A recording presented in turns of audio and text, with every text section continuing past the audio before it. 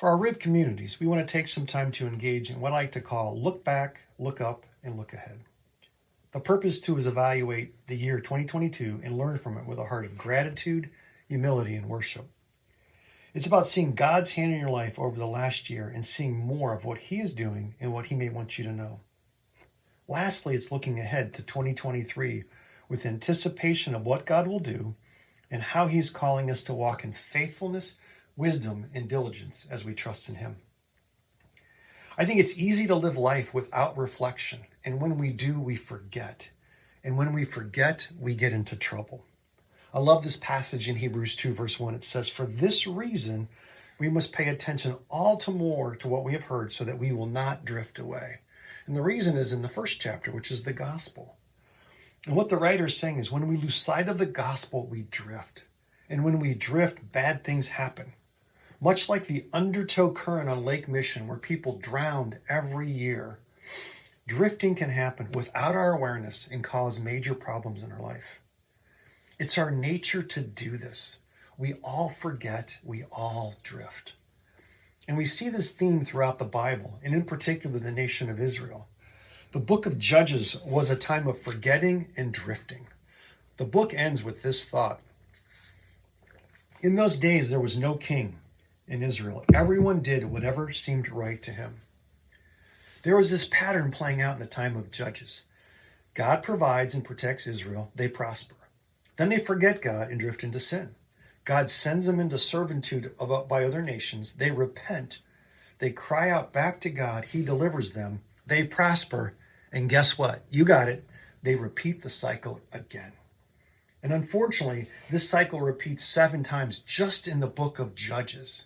And in Judges 8, we see one example. God rescues them from the Midianites in this dramatic fashion. It's a great chapter to read there in Judges 8. Then in verse 32, it says this, "Then Gideon, son of Joash, died at a good old age, was buried in the tomb of his father. When Gideon died, the Israelites turned and prostituted themselves by worshiping the Baals. The Israelites did not remember the Lord their God, who rescued them from the hands of the enemies around them." The challenge for us is to avoid that pitfall. And I encourage each of you to engage in personal reflection of your life over the last year. Ask yourself some questions and consider things like, what was your biggest triumph in 2022? What one word sums up your life last year? What was the biggest lesson you learned? How did God extend mercy and grace to you this past year? How was your faith tested? Did it grow? Why or why not, do you think? What was the biggest risk you took last year?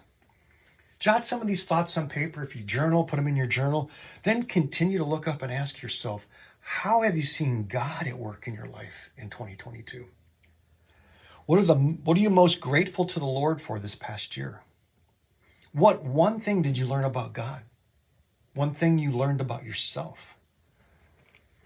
And I love this one. What is one way you saw God's goodness and sovereignty play out in your life last year? And as you start to reflect and pray and think, you may start to connect some dots.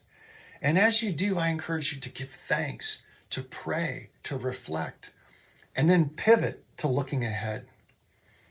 Now, looking ahead has some potential pitfalls because with future planning, I see these 2 extremes.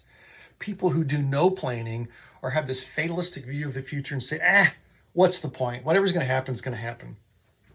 Or those that plan to the extreme and fight to control every aspect of their life. Both are unhealthy. I think there's a biblical tension that should exist in our planning. We see in Proverbs 21, verse 5, it says, "The plans of the diligent certainly lead to profit, but anyone who is reckless certainly becomes poor."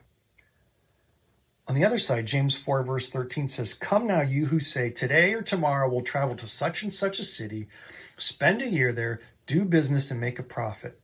Yet you do not know what tomorrow will bring, what your life will be. For you are like a vapor that appears for a little while, then vanishes." Instead, you should say, if the Lord wills, we will live and do this or that. Yes, we should absolutely be diligent and plan. Equally, we should absolutely submit those plans to God with an open heart and hand as He leads. So here's some questions to consider with your planning.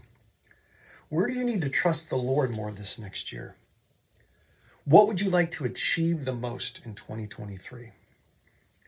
What would you like to change about yourself? What brings you the most joy, and how are you going to do or have more of it in 2023? What one word would you like to have as your theme for this coming year? I encourage each of you to carve out 1 or 2 hours in the next week or so. Find a quiet place, a cup of coffee, whatever you might want to drink, to look back, look up, and look ahead. Now, I'd love to have you and your RIV community unpack this in more detailed discussion. And as you do that together in community and on your own, may you see God work in fresh ways in your life in 2023.